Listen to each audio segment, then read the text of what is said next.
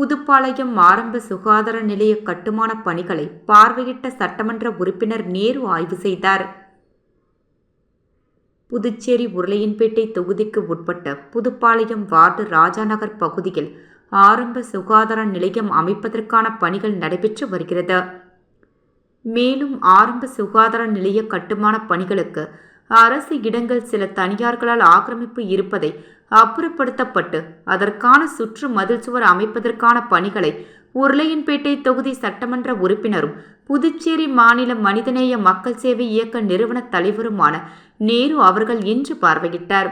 உடனடியாக சுற்றுமதில் சுவர் அமைத்து ராஜாநகர் மற்றும் அதனை சுற்றியுள்ள பகுதியில் வசிக்கும் மக்கள் பயன்பெறும் விதமாக ஆரம்ப சுகாதார நிலையம் திறப்பதற்கு நடவடிக்கை எடுக்குமாறு அதிகாரிகளை கேட்டுக்கொண்டார். ஆய்வின் போது பொதுப்பணித்துறை அதிகாரிகளும் அப்பகுதியைச் சேர்ந்த மனிதநேய மக்கள் சேவை இயக்க பிரமுகர்களும் பலர் உடனிருந்தனர்.